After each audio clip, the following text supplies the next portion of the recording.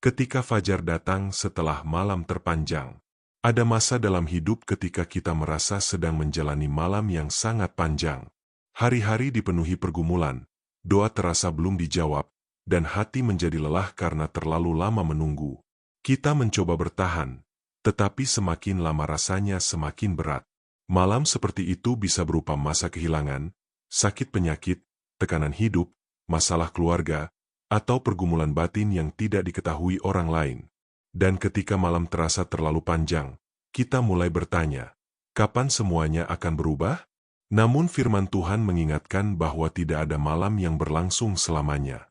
Akan selalu ada fajar yang datang pada waktunya.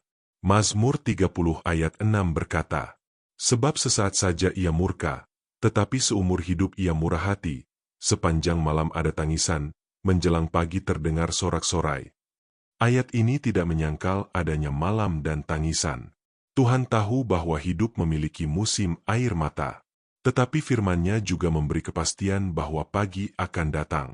Tangisan bukan akhir dari cerita. Seringkali ketika kita berada di tengah malam, kita merasa seolah-olah Tuhan diam. Kita tidak melihat perubahan, tidak melihat jalan keluar, dan tidak mengerti apa yang sedang Tuhan kerjakan. Tetapi justru dalam malam itulah Tuhan sering bekerja paling dalam. Roma 8 ayat 28 berkata, kita tahu sekarang bahwa Allah turut bekerja dalam segala sesuatu untuk mendatangkan kebaikan bagi mereka yang mengasihi Dia, yaitu bagi mereka yang terpanggil sesuai dengan rencana Allah. Perhatikan, firman Tuhan tidak berkata dalam hal-hal yang menyenangkan saja, tetapi dalam segala sesuatu. Termasuk malam-malam panjang yang sedang kita jalani sekarang. Kadang Tuhan memakai malam untuk membentuk iman kita. Di saat semua pegangan lain hilang, kita belajar bergantung sepenuhnya kepada Tuhan. Di saat kekuatan kita habis, kita mulai mengenal kekuatan Tuhan yang sesungguhnya. Ada kisah tentang Ayub yang mengalami malam yang sangat panjang dalam hidupnya. Ia kehilangan harta, kehilangan anak-anaknya, bahkan kesehatannya. Dari luar, hidupnya tampak hancur total. Namun Ayub tetap memilih percaya kepada Tuhan, walaupun ia tidak mengerti alasan penderitaannya. Dan pada akhirnya, Tuhan memulihkan hidup Ayub dengan cara yang luar biasa.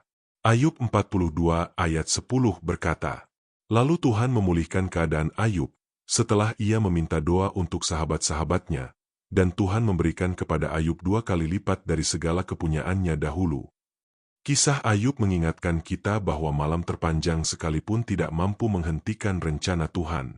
Pemulihan Tuhan selalu lebih besar daripada penderitaan yang kita alami.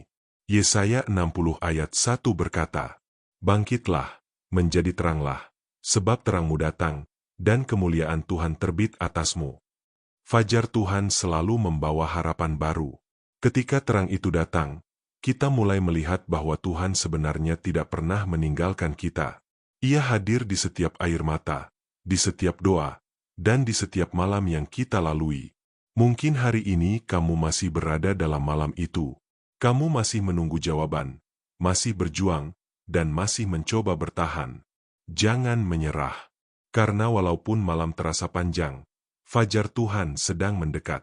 Galatia 6 ayat 9 berkata, janganlah kita jemu-jemu berbuat baik, karena apabila sudah datang waktunya, kita akan menuai, jika kita tidak menjadi lemah.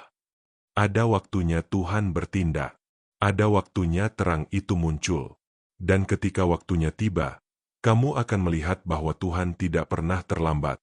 Fajar setelah malam terpanjang seringkali membawa pengertian yang baru, iman yang lebih kuat, dan hubungan yang lebih dalam dengan Tuhan. Hari ini, tetaplah percaya. Tetaplah berdoa, tetaplah berjalan bersama Tuhan, walaupun perlahan. Karena malam tidak akan bertahan selamanya, dan Tuhan setia membawa terang pada waktunya. Mari berdoa. Tuhan, di tengah malam panjang yang kami jalani, tolong kami untuk tetap percaya kepadamu. Ketika hati kami lelah dan harapan kami melemah, kuatkan kami dengan firman-Mu. Ajari kami untuk bertahan dan tetap setia menantikan waktumu.